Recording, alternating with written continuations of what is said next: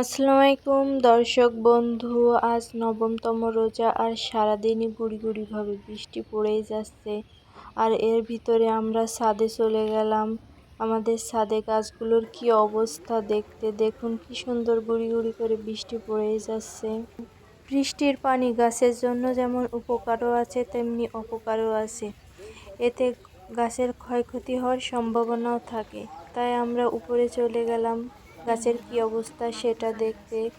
অনেক সময় বৃষ্টির কারণে গাছের পাতাগুলো, লতানো গাছগুলো তো এজন্য হেলে পড়ে যেতে পারে, এজন্য আমরা লতাগুলো সোজাভাবে দিয়ে দিলাম। অন্যদিকে আমার টমেটো চারাগুলো দেখে মন খারাপ হয়ে গেল। আমার টমেটো গাছে ভাইরাস আক্রান্ত হয়েছে পাতায়, তাই আমি আক্রান্ত পাতাগুলো কেটে ফেলে দিচ্ছিলাম যাতে পুরো গাছটাই ভাইরাস আক্রান্ত না হয়।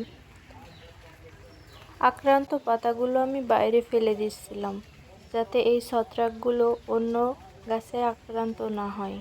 আর আমার 2টা ব্যাগে মরিচের চারা দিয়েছিলাম, দেখছি মরিচের চারাগুলো বেশ বড় হয়েছে, তাই মরিচের পাতাগুলো আগা থেকে ছেঁটে দিচ্ছিলাম যাতে উপরে আরও কিছু পালসি গজায় এবং গাছগুলো ঝাপসালো হয়। অনেকগুলো চারা বেরোনোর কারণে আমি 2-3টা চারা উঠিয়ে নিলাম, উঠিয়ে অন্য ব্যাগে এখন শিফট করব। এখন বর্ষাকাল চলছে তো এর কারণেই মনে হয় চারাগুলো অন্য ব্যাগে দিলে মারা যাওয়ার সম্ভাবনা কম রয়েছে, এজন্য এখনই এই চারাগুলো অন্য ব্যাগে আমি লাগিয়ে দিলাম। দেখি আমার চারাগুলো কেমন হয়। আপনারা সবাই দোয়া করবেন আমার গাছের জন্য। এই ব্যাগে কিছুটা মাটি কম রয়েছে, তাই কিছুটা মাটিও দিয়ে দিলাম।